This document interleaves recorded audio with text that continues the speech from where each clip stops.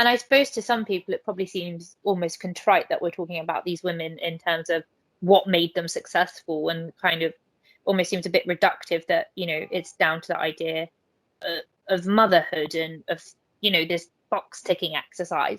But it's true. Ultimately, these women were expected to fulfill certain roles.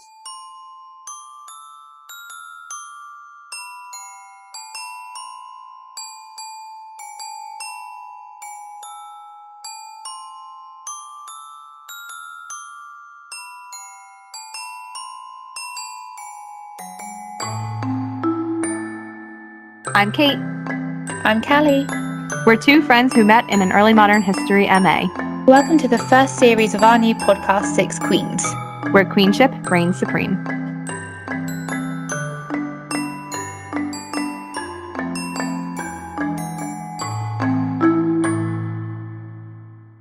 Now that we have introduced you to our queens, we thought it would be useful to introduce you to their job. So all of our queens were what was known as a queen consort, instead of different kinds of queens like regnants or regents.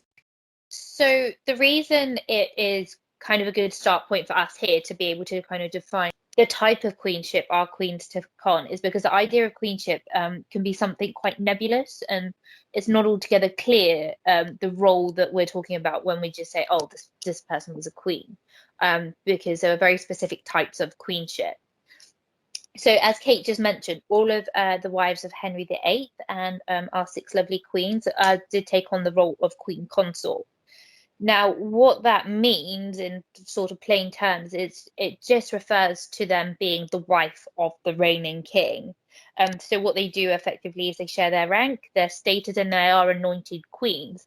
However, they lack the kind of political and the military power of the king, or indeed the political power of a queen regnant, which sits in direct contrast to our queens. So a queen regnant is someone who is queen in her own right. And two very lovely examples that we have of this throughout the Tudor period is Queen Elizabeth I and Queen Mary I, who both had their own blood claim to the throne. And another type of queenship that I think is important to mention, and it is something that we'll be coming back to throughout today's episode and later on as our series continue, is the role of a queen regent. Now, this role wasn't necessarily as static as the other two. It was something that our queens could switch in and out of. So when we're referring to someone as a queen regent, ultimately what that means is that she's ruling on someone's behalf. So whether that is her husband who is away, or on behalf of her child before they reach their majority. So effectively what that means is they are the equivalent of a king. So I just kind of thought it'd be worth touching upon before we really got into anything else, because it can get a little bit, the water can get a little bit muddy. So it's worth, just from the out, just making sure that we're all on the same page when we're talking about a queen. I think it's very useful to know, too, just because it is ultimately the thing that all of these women have in common is the role that they took on, or I should say the roles that they took on, because not all of them were the same. But a queen consort of our period did have a very sort of set list of expectations. When you married the king and you became the queen consort, you were expected to do certain things, act a certain way, be a certain type of woman. And even though our queens did bring some personality and individuality to their roles, they were still all adhering to what was expected of them. This was something that was passed down over time. They came into this sort of knowing what their roles were. But as we will see, there were some chances for them to show a little bit of political power in their own way. Ultimately, I think what we'll end up seeing is potentially how fragile the role of a queen consort is. Because, as Kate was saying, there is a very set of specific roles that they had to adhere to, and a very kind of strict set of ideals that were placed on them. However, if they were to reach out too far outside of those ideals one way or another, we will see how that led to some of their downfalls. The biggie in terms of a queen consort, so this is the thing that they kind of have to do to define themselves as successful, is producing heirs. preferably male heirs who can inherit their father's throne. This was the big one. If you didn't do this, if you did not give the king a male heir, you weren't doing your job very well. And obviously, this is a theme that's very central to Tudor history because we see this as the undoing of a few of Henry's wives. But if you do not do this, your role as queen consort is in jeopardy. But also, it's you're not fulfilled as a queen if you do not have children, specifically male children. I mean, I always think of that inability to produce male heirs. I don't know about you, but for me, there's always three people that come to mind, which is naturally Catherine of Aragon, Anne Boleyn, but also to a certain extent Anne of Cleves, who not in the same way failed to produce Henry a son, but because they weren't married for that long, but have fundamental lack of understanding about the body and the role that played as well. I think is quite interesting.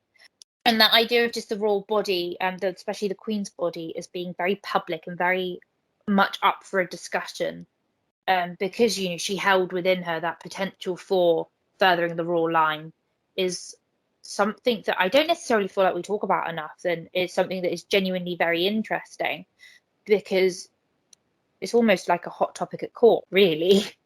It's sort of a hard concept for us to understand today, but the way they saw it was that the queen, in addition to sharing the king's status and maybe throne, sitting beside him on the throne, she was also an extension of his body.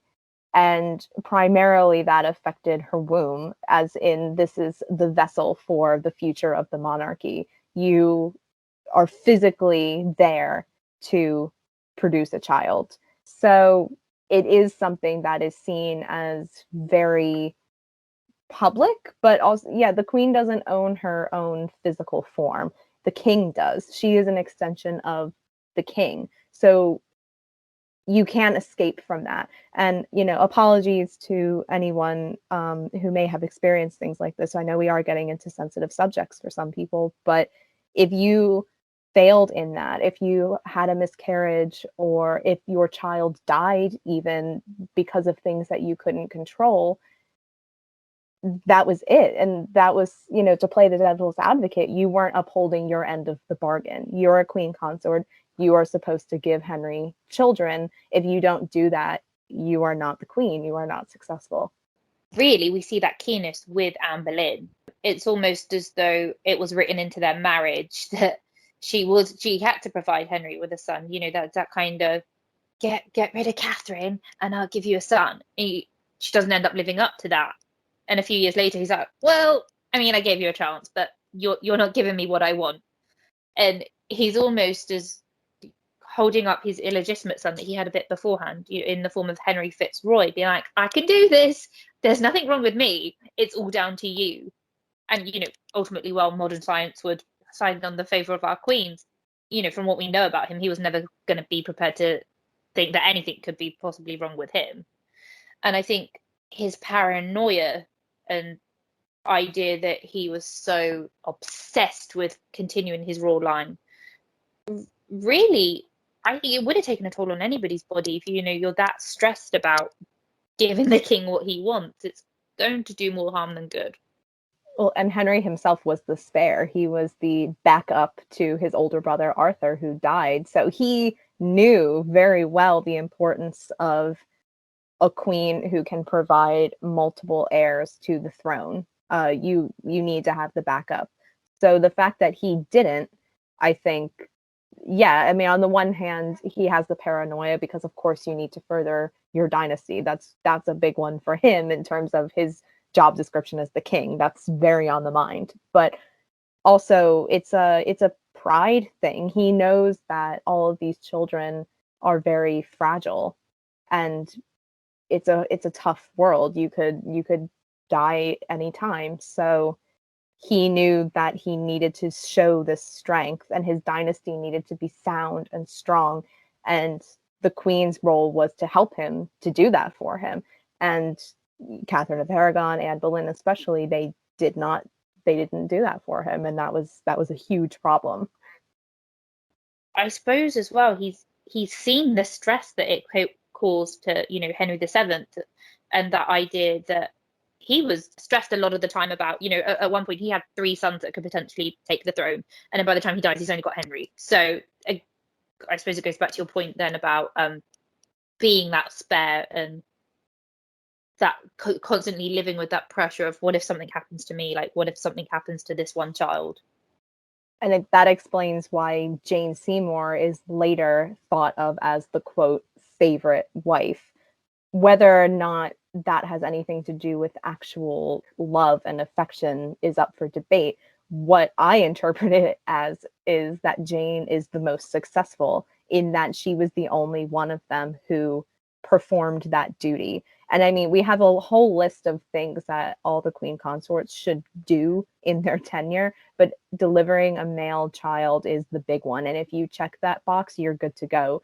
So Jane being the one who fulfilled that aspect of her role is that, sort of cements her legacy. She's the favorite wife because if we're talking about it like this, she's the only successful one. She's the only one who kind of upheld her end of the bargain. It definitely solidified somewhat beautifully, actually, in that Hampton Court painting.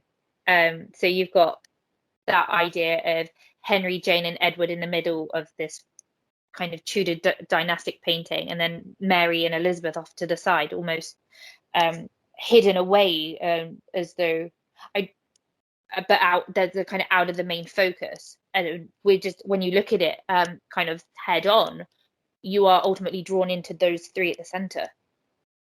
Jane also appears as Henry's consort in the Whitehall mural, which doesn't exist anymore. We have copies of it. We have the cartoon of it, but it very clearly shows Jane with Henry as his consort, standing next to his parents. So he is seeing her as the successful one in the sense of, in these dynastic paintings, you want to have the woman there who fulfilled her role and furthered the dynasty, and that was Jane. She was really the only one.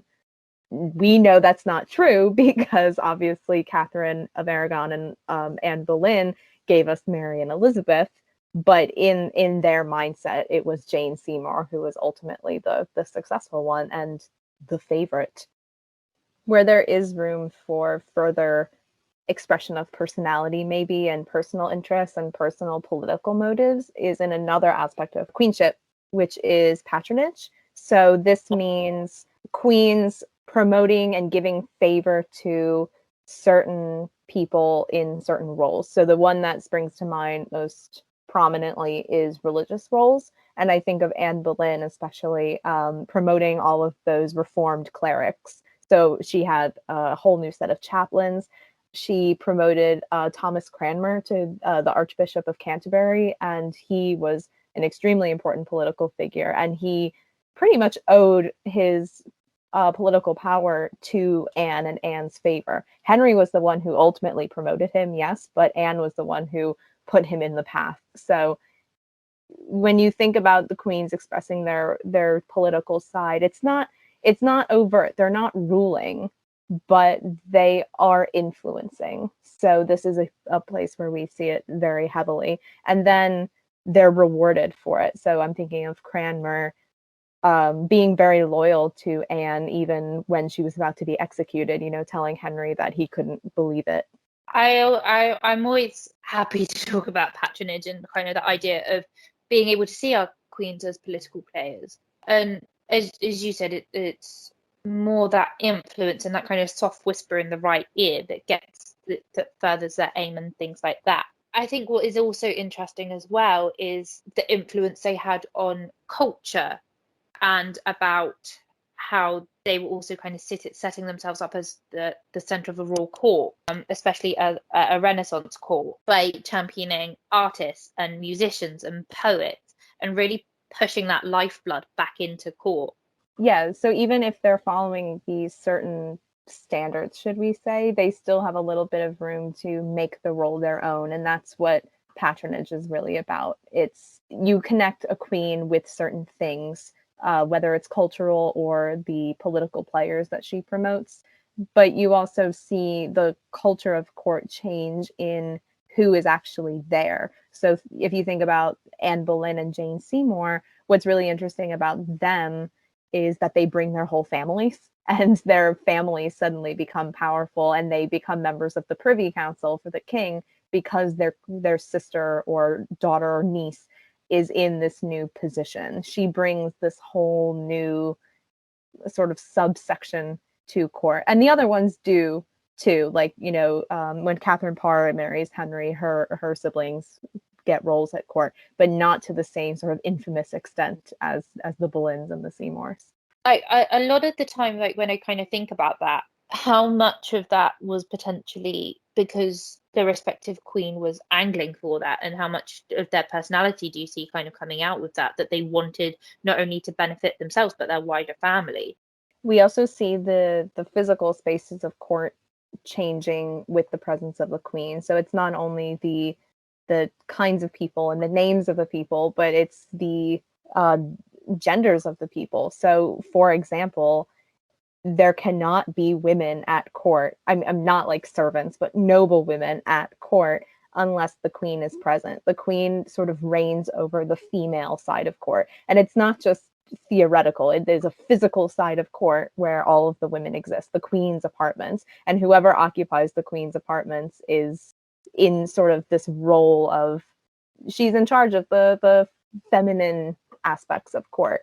And her ladies are the noble ladies who inhabit the court. And if there is no queen, so I'm thinking of the time after Jane Seymour's death, there are no ladies. So it's a whole sort of little world that the queen inhabits and is in control of in her own right. Oh, just hearing you talk about the physical space of court, honestly, my heart was so happy.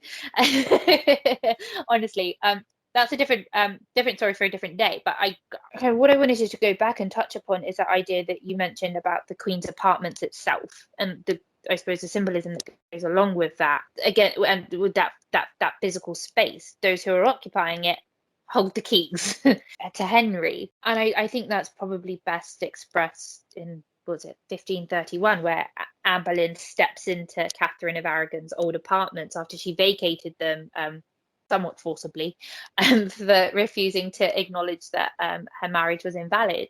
While she herself wasn't the queen, it's sending a very clear symbol and a very clear signal of the events that were yet to come. Another aspect of queenship that I think we should talk about, because it shows the religious side of the role, is charity. Because, as you said, when the queen is crowned, she is anointed, which means she's brought into direct contact with God. It shows that she was a religious figure to a lot of people as well as a political figure. And one of the ways that she commonly expressed that was through charity, because the queen was meant to be seen as this very maternal, benevolent, and pious woman, like the sort of ideal Christian woman, somebody that we all look up to. And so she would take part in charitable rituals. She would sew clothes for poor people in need, and show off, her piety and her benevolence in that way.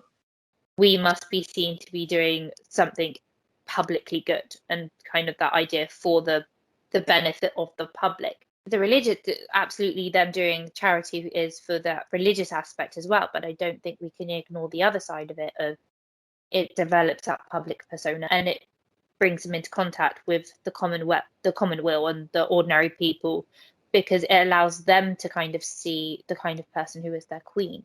Yeah, because all this other stuff we've been talking about, it does have the sort of trickle down effect where it will affect common people eventually, but this was the real direct contact. So yeah, as you said, this was their public persona. This was them building their PR, sort of. And even if it was meant in a religious, charitable way, which it certainly was, I'm not negating that, but it could also be used as a political tool in that it constructs your public persona. So yes, I don't think we should ignore that, but it's seen as a religious duty, but it can be spun for gain and image as well.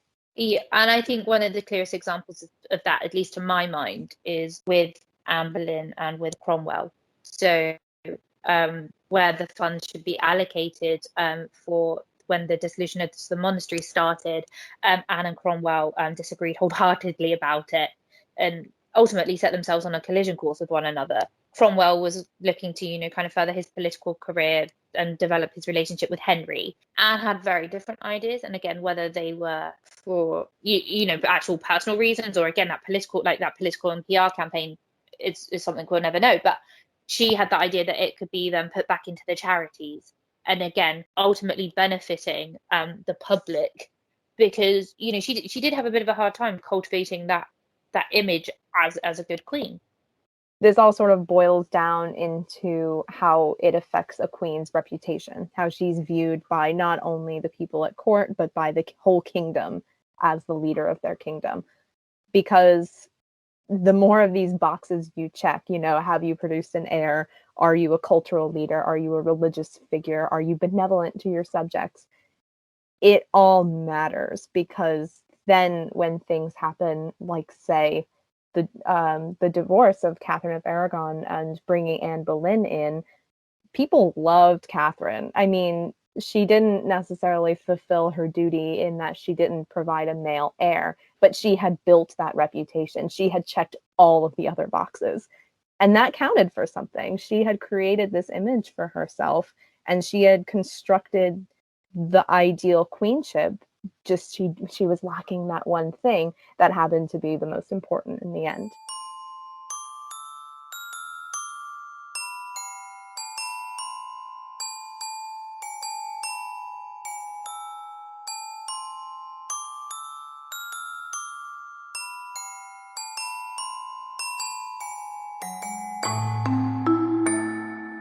Now that we have gone through the role of a queen consort and we better understand what these women were expected to do once they became queen at the Tudor court, I think it's worth looking at all of the ways that they either fit their roles or didn't fit their roles, and compared to other queens, what their legacy is, because they are interesting. They stand out. Like, we're talking about them for a reason in this specific group. They all stand out and they bring something different to the roles, each of them respectively. So I think let's talk about what are unique about these queens. Why do we keep coming back to these women? I think probably the most obvious thing to say is that the sheer number of them. I mean, there's 6 of them. that is different. And I mean, while it wasn't uncommon for kings to remarry after their wife died, and when I say died, we're not talking chopping off their heads or for their own purposes. Yeah, but natural causes. Cute and natural causes. It wasn't uncommon for them to get remarried. So, maybe in that sense, Anne of Cleves was the most traditional. She followed someone that did die.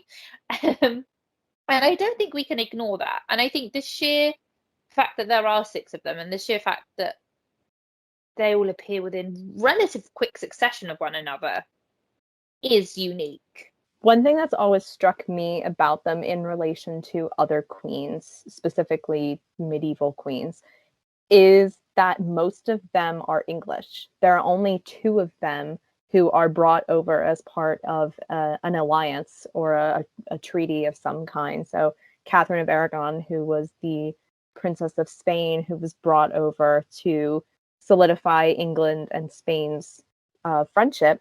And then later Anne of Cleves, who was brought over by Thomas Cromwell to make an alliance between England and another Protestant country. So all the other ones really didn't bring anything to the table. I mean, they were from good English families, but not necessarily powerful ones. It was the marriages that made these families powerful. I think that's interesting, because I suppose in a sense that having that idea of a queen come from a good English family was a precedent that was set for Henry. Especially if we look at Henry VII and Elizabeth of York. But Elizabeth of York, even if she was English and even if she came from, on one side, a family that wasn't high nobility, she was still a princess. She was still the daughter of a king and the daughter of an anointed queen. So to me, it's not as strong of a comparison. What is a strong comparison, though, is when Edward IV married Elizabeth Woodville, because he was supposed to marry a foreign princess to strengthen his claim to the throne, and yet he fell in love with this English woman and caused a bit of a stir. And I think Henry does follow that precedent. So maybe not his father's, but his grandfather's precedent, in that he didn't really think about the benefits for him other than he saw a hot girl that he wanted to marry. Whether or not she was actually a princess doesn't really matter. Oh, there's a little part of me that loves the idea that Henry is genetically predisposed to be a romantic. There are so few examples of a king of England marrying an English woman that I just think it's so funny that the majority of Henry's 6 queens are English. And I know that's because he was pulling from the court most of the time. You know, like Anne Boleyn was a lady in waiting of Catherine of Aragon. Jane Seymour was a lady in waiting of Anne Boleyn. Catherine Howard was a lady in waiting of Anne of Cleves. He's clearly picking from a very specific pool. I just think it's interesting that his advisors didn't get the better of him the majority of the time and say, no, you should marry somebody who actually will benefit us in some way. Maybe that's what we're missing, though. Maybe we should just become ladies in waiting. That's what we're not. That's why we're not marrying a king. But I don't know. I suppose it kind of partly speaks to the makeup of the court. You know, with him pulling away, or his advisors pulling away more from Europe and potentially looking more to home. I suppose in that sense, it does make sense. But you are right. It doesn't marry up to that tradition of marrying to further your political ends.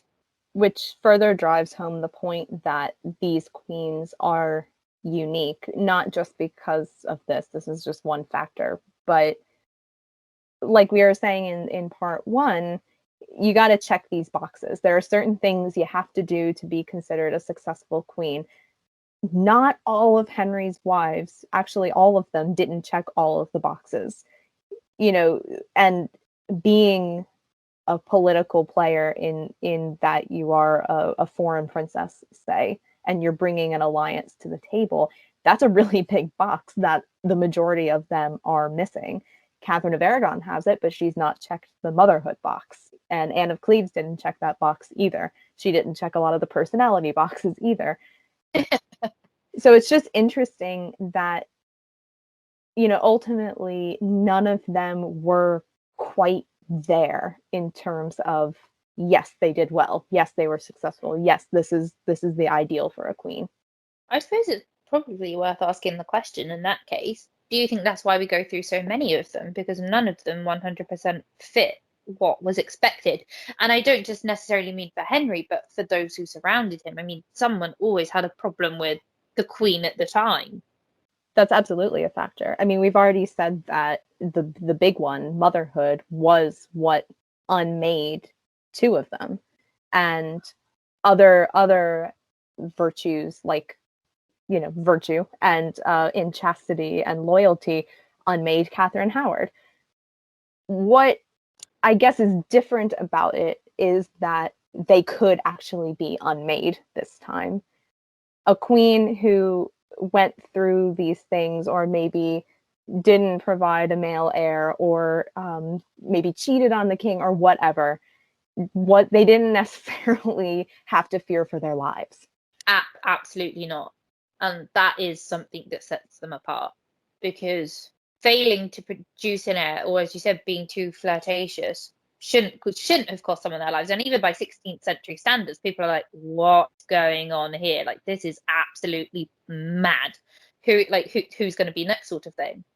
But then I again, I suppose that's where it kind of veers away from that more medieval tradition. And we see the court take on a life of its own. And I suppose really what we then have to take into account is that centralization of the court and that centralization of factionalism. Whereas previously it's kind of been more spread out. Now we've got it all focusing on one place, and it's a lot more of a dangerous place to be if you are seen to be stepping out of line. What's interesting to me is just that you don't really see this again anywhere else. I mean, you see specific instances of a queen being disliked and maybe fearing for her role, sure. But coming from her own husband, you don't, not really. So it's this idea of you not only have to do these things to build up a good reputation, your reputation could be the difference between life and death, or at least, staying queen or not. Anointing and becoming queen and going through the ritual of the coronation didn't necessarily mean a lot to Henry if you weren't willing to fulfill the role, which is so unique. It's something that we don't see again at all. The personality shift in Henry is quite interesting as well. Like, what are the lengths he's prepared to go to kind of get rid of you? I mean, in a sense, with when we see the downfall of Catherine of Aragon, no, pardon me, wrong Catherine, Catherine Howard and Anne Boleyn, Henry effectively takes on the role of the cuckold and is the cheated kind of husband, which to me is fascinating because it's presenting a very different public persona to the one he's wanting to present normally, of that kind of masculine bravado and look at everything that I've got. He's willing to take the hit of potentially being embarrassed on the international stage to get rid of someone who's displeased him. And not just get rid of, because there were plenty of queens, before the Tudors and after the Tudors who didn't get along with their husbands and were locked away pretty much. I'm thinking Eleanor of Aquitaine on one end and maybe Caroline of Brunswick on the other. It was just, okay, I don't like you. Let's have a form of a legal separation and go to this castle where I don't have to look at you. Henry brought out the axe, or I guess the sword in Anne Boleyn's case. He needed that finality of, you need to go, I need to get rid of you.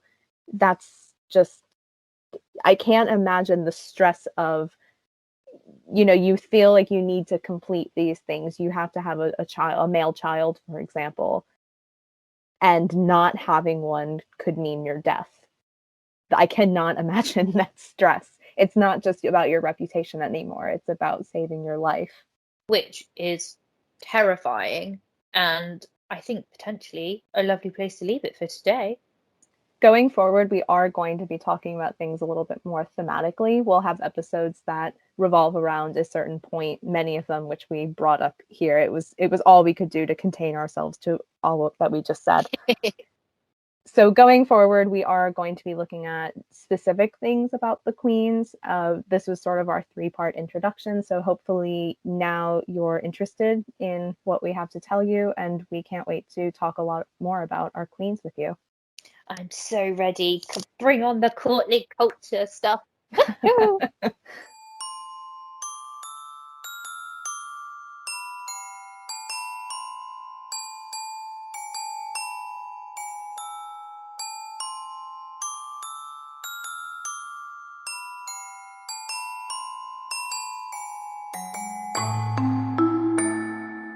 Thank you so much for listening to this episode of our new podcast. Be sure to stay tuned for the upcoming first series of 6 Queens, coming soon. In the meantime, you can subscribe to our YouTube channel, follow us on Twitter, and read more about the queens on our website. There you'll also find a full transcript of this episode, plus the resources we used to prepare for our conversation. Long live the queens!